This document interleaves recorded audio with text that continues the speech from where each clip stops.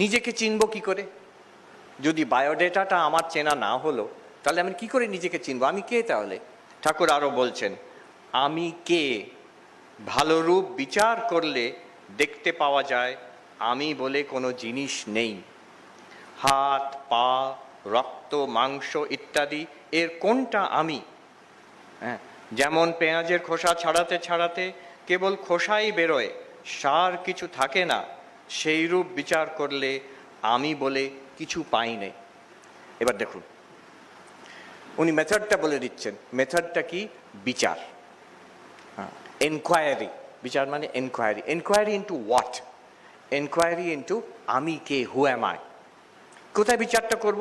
যেখানে যেটা আমার অনুভব হচ্ছে সেইখান থেকে আরম্ভ করব।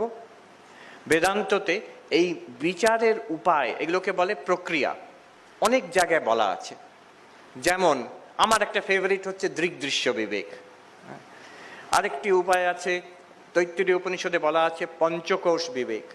আরেকটি উপায়, আরেকটি প্রক্রিয়া বলা আছে মান্ডুক্য উপনিষদে অবস্থাত্রয় বিচার। এগুলো সবগুলোই বিচার, একটা স্পেসিফিক টাইপ অফ এনকোয়ারি, আমার নিজের বিষয় এনকোয়ারি। দেখুন, নিজের বিষয় এনকোয়ারিটা খুব ইন্টারেস্টিং। অন্য কোনো বস্তু হলে সে তো আমার থেকে আলাদা। ভগবান আছেন, এটা তাহলে বিশ্বাসে মেনে নিতে হবে। আমি আছি, এটা কি বিশ্বাসের ব্যাপার না প্রত্যক্ষ? আমি তো আছি। আমি কি হয়তো আমি জানি না, আছি, এটাতে নো ডাউট অ্যাবাউট ইট। আচ্ছা, স্বর্গ লাভ, বৈকুণ্ঠ, কৈলাস, হেভেন, জান্নাত লাভ, সেটা তো পরে হবে, কবে হবে জানি না। ভগবান আছেন কোথায়? বৈকুণ্ঠে আছেন, মানে এখানে নেই সেখানে আছেন। এখন নয়, তখন, মৃত্যুর পরে। আমেরিকায় গাড়ি চালিয়ে যাচ্ছে, দেখছে বিরাট বড় পোস্টার লাগানো আছে, খ্রিস্টান কোনো চার্চ দিয়েছে, after death you will meet God, বড় বড় করে লেখা আছে। তার তলা আবার ফোন নাম্বার দেওয়া আছে, ওখানে কিছু ডলার দিলে তোকে বুঝিয়ে দেবে ব্যাপারটা। কিন্তু দেখুন ভাষাটা দেখুন, আফটার ডেথ, মৃত্যুর পরে। এখন নয়, তখন, এখানে নয় সেখানে। আর আমি নয়, এটা অন্য কিছু, ভগবান। একটা কিম্বুত কিমাকার ব্যাপার আছে, সেটাতে বিশ্বাস করতে পারেন, না করতে পারেন। কিন্তু দেখুন, আমার বিচার যখন করছি, আমি কে বিচার করছি, সেটা আছে কি না? নিশ্চয়ই আছে, এটা কোনো সন্দেহ নেই। কেউ সন্দেহ করে না যে আমি আছি বলে। সেটা কখন আছে? এখনই আছে, সব সময় আছে, আর এখনই আছে। কোথায় আছে? এইখানেই আছে। এই তো একটা এমন বস্তুর বিষয়ে ঠাকুর বলছেন যেটা নিঃসন্দেহ, undoubted, I exist. When do I exist? All the time, now, এখন। মৃত্যুর পরে শুধু নয়, এখন। Where do I exist? কোথায় পাবো? সব জায়গায় পাবো, এখানে পাবো। আমি যেখানে আছি সেখানে তো আমি আছি। একটা এমন বস্তুর enquiry which is not separated from you by space, time, object. দেশ, কাল, বস্তুর কোনো ব্যবধান নেই। সেটা কে? আমরা বড় বড় কথা বলি, আত্মা, ব্রহ্ম, আর কিছু নয়, তুমি। তোমার কথাই বলা হচ্ছে। পূজনীয় স্বামী রমানন্দজি মহারাজ, যিনি সারদাপীঠে হেড ছিলেন, সেবা প্রতিষ্ঠানে ছিলেন, এখন কাশীতে আছেন, উনি এই ঘটনাটা বলেছিলেন। উনি প্রেমেশ মহারাজের কাছে যেতেন, ছাত্র। একদিন উনি বলছেন, আমি প্রণাম করছি প্রেমেশ মহারাজকে। প্রেমেশ মহারাজ হঠাৎ আমাকে এইভাবে মাথায়, প্রেমেশ মহারাজ মায়ের শিষ্য ছিলেন, মাথায় এরকম করে হঠাৎ ছুঁয়ে দিয়েছেন। আমি চমকে উঠেছি। প্রেমেশ মহারাজ বলছেন, ওই ওই ওই ওই যে চমকে উঠল, ও ছাড়া কোনো শালা ভগবান নেই, ও ছাড়া কোনো শালা ভগবান নেই। কে ভগবান? কে? তাহলে সেই ছাত্র না, তার পেছনে যে চৈতন্য, তাকে উনি ইঙ্গিত করছেন, পয়েন্ট করছেন সেখানে। তো এই যে আমি আমার আসল স্বরূপ ইনভেস্টিগেশন করব, কি করে করব? ঠাকুর একটু ইঙ্গিত করে দিলেন, আরম্ভ করো যেখানে তুমি মনে করছো আমি। আমরা মনে করি এইটাই আমি, এই মানুষটাই আমি, সেইটাকে ইনভেস্টিগেশন করা। বিভিন্ন উপায় আছে, আমি উপায়গুলোর মধ্যে ঢুকছি না, একটুখানি সূত্র ধরিয়ে দিচ্ছি। দৃগ্দৃশ্য বিবেক বলে, যেটা তুমি জানো সেটা তুমি নও। তোমার প্রশ্ন কি? তোমার প্রশ্ন হচ্ছে যে আমি কে? জবাবটা কি? একটা টেকনিক দেওয়া হলো। যেটাকে আমি জানতে পারি সেটা কিন্তু আমি নয়, সেটা দৃশ্য, আমি দ্রষ্টা। দ্রষ্টা মানে যে জানে। আমি জানতে পারছি, যেটাকে জানতে পারছি সেটা আমি নই। তো সোজা কথা, এই টেবিলটাকে আমি জানতে পারছি, টেবিলটা আমি নই, পরিষ্কার, কেউ ভাবে না আমি টেবিল। এই জামাটাকে আমি জানতে পারছি, আমি জামাটা আমি নই, ঠিক কথা, কেউ মনে করে না যে আমি জামা। কিন্তু তারপরে এই যে এটাকে আমি জানতে পারি, দেখতে পাচ্ছি, স্পর্শ করতে পারছি, অনুভব করছি আমি, কিন্তু আমরা মনে করি এইটাই আমি। ত্রয়োদশ অধ্যায়তে কৃষ্ণ বলছেন অর্জুনকে, ক্ষেত্রজ্ঞম বলছেন যে যে ইদম শরীরম কৌন্তেয় ক্ষেত্রমিত্যভিধীয়তে এতদ ইয়ো ব্যক্তি, এই যে শরীরটা ক্ষেত্র, একে যে অনুভব করছে তিনি ক্ষেত্রজ্ঞ, তার থেকে আলাদা। আমি দ্রষ্টা, এই শরীরটা দৃশ্য। আরো যদি গভীরে দেখি, এই চিন্তা ভাবনাগুলো হচ্ছে আমার, এগুলো কিন্তু আমি অনুভব করছি। আমার ভালো লাগছে, আমার ভালো লাগছে না, এটা আমি বুঝতে পারছি। যদি বুঝতে পারি তাহলে ওটাও আমার দৃশ্য, আমি দ্রষ্টা, মনেরও দ্রষ্টা। মনের মধ্যে যা উঠছে বুদবুদের মতন, সেগুলোও আমি নই, সেগুলোর আমি দ্রষ্টা। এই করে করে আমরা পৌঁছচ্ছি, কোথায় পৌঁছচ্ছি ঠাকুর বলবেন। ঠাকুর কোথায় বললেন, এইভাবে যদি করো, কি খুঁজছি আমরা? আমি। এইভাবে যদি করো কোথাও আমি খুঁজে পাবে না, প্রত্যেকটা একটা অবজেক্ট হয়ে যাবে, একটা দৃশ্য হয়ে যাবে, দ্রষ্টাকে কোথাও খুঁজে পাবে না। এই যেন 600 বছর আগে বিদ্যারণ্য স্বামী বলছেন, দৃগে বা নতু দৃশ্যতে, দ্রষ্টাকে দৃশ্য করা যায় না, আমি এখানে অবজেক্ট করে আনা যায় না। যেটাকে অবজেক্ট সেটা আমি নই। আরো উপায় আছে, পঞ্চকোষ বিবেক, যেটা ঠাকুর এখানে আসলে সূত্রপাত করেছেন। এই শরীরটা আমি নই, শরীরটাকে আমি দেখতে পাচ্ছি, শরীরটা ক্রমাগত পরিবর্তনশীল, আমার পরিবর্তন হচ্ছে না। আমি যে শিশুরূপে নিজেকে দেখেছি, হ্যাঁ, এখন বৃদ্ধ রূপে আমি নিজেকে দেখছি। শরীরটা শিশু ছিল, শরীরটা বৃদ্ধ হয়েছে। আমি তো বলছি আমি এক, আমি তো এককালে সেই শিশুর শরীরে ছিলাম।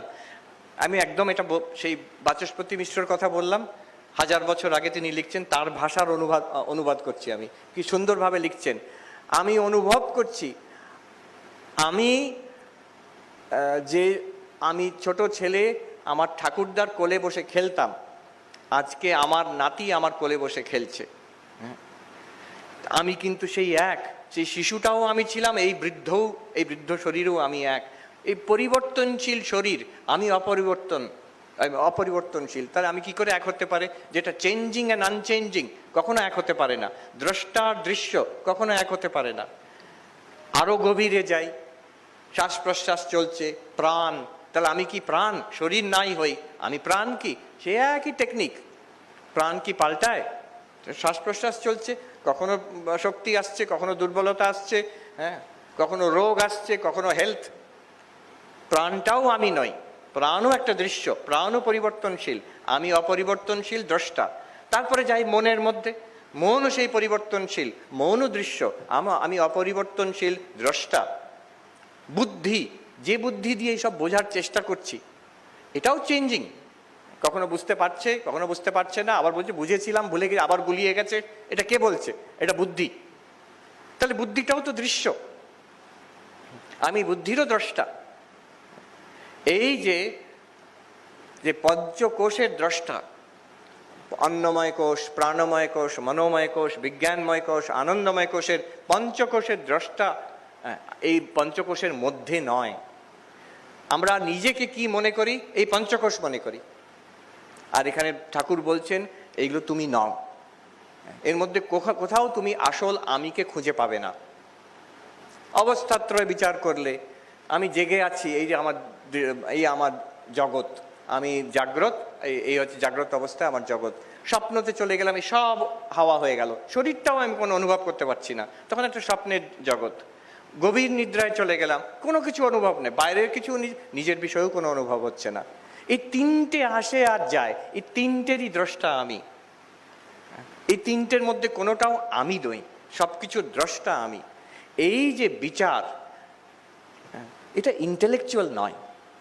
অনেকে বলে হ্যাঁ বুঝে নিয়েছি, হ্যাঁ এর পরে কি করব বলুন তো, অনেকে বলে, স্বাভাবিক প্রশ্ন। না বোঝনি, আবার শোনো।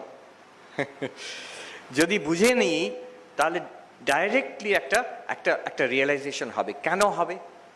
কারণ কি, যেটার বিষয় আমি বুঝছি সেটা তো আমি। একটা জিনিস যদি বুঝে যাই, তার ফল তো ইমিডিয়েট, প্রত্যক্ষ। স্বামীজি সেই সিংহের কথা বলছেন, সেই মেষের সঙ্গে ভেড়ার সঙ্গে সে সিংহটা বড় হয়েছে, নিজেকে বলে ভেড়া ভাবছে। যখন বুঝে গেল আমি সিংহ, তারপরে আর তাকে কি সাধনা করতে হবে সিংহ হতে? কিছুই দরকার নেই, চিনতে হবে নিজেকে আমি সিংহ। রাজপুত্র সে জঙ্গলে হারিয়ে গেছিল, নিজেকে সে একটা ওই জঙ্গলের নিবাসী আদিবাসী ভাবছিল। যখন তাকে আবার যে ক্যাপিটালে ফিরিয়ে এনে বলা হলো যে তুমি রাজপুত্র, তুমি এখানকার রাজা, তাকে আর কি সাধনা করতে হবে রাজা হতে? কোনো সাধনা করতে হবে না, নিজেকে চিনে নেওয়াটাই। ঠিক তেমনই ঠাকুর বলছেন, দেখবে তুই যা বিচার করে দেখবে, আমি কে খুঁজতে গেলে খুঁজে পাবে না, খুঁজে পাবে না। এই পঞ্চকোষের মধ্যে, অবস্থাত্রয়ের মধ্যে, দৃশ্যর মধ্যে আমি বলে কোনো বস্তু নেই। এইখানে যদি আমরা আটকে যাই, থেমে যাই, this is Buddhism, this is Buddhism. এর পরে ঠাকুর বলছেন, আমি পাওয়া গেল না পেঁয়াজের খোসা ছাড়াতে ছাড়াতে। খুব সাবধানে উনি ভাষা প্রয়োগ করেছেন। আমি কে ভালো রূপ বিচার করলে দেখতে পাওয়া যায়, আমি বলে কোনো জিনিস নেই। There is no object called I. কিন্তু তা বলে আমি নেই তা নয় কিন্তু। এবার বলছেন তিনি, আমি বলে কিছুই পাইনে।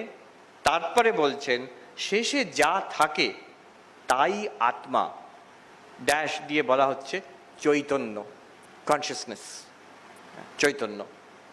চৈতন্য বলবো কেন? যেহেতু অনুভব হচ্ছে। আমি পঞ্চকোষ কোনোটাই নই, কিন্তু পঞ্চকোষকে অনুভব করতে পারছি, পঞ্চকোষের মাধ্যমে জগৎকে অনুভব করতে পারছি। অনুভব যদি হচ্ছে তাহলে আমি নিশ্চয়ই চেতন, আমি তো অচেতন নই। বলছেন যা থাকে তাই কনসিয়াসনেস, পিওর কনসিয়াসনেস আমরা বলি, শুদ্ধ চৈতন্য। কেন? এই মুহূর্তে আমরা নিজেকে চৈতন্য মনে করি। কাউকে যদি জিজ্ঞেস করা তুমি কি চেতন, হ্যাঁ অবশ্যই। কিন্তু আমরা কি মনে করি? আমি শরীর মন চৈতন্য সব মিশিয়ে একটা খিচুড়ি, I am a body with consciousness.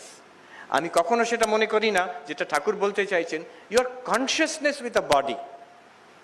এটা খুব সুন্দর কথা আছে, আমার ভালো লাগে। কে বলেছিল জানি না।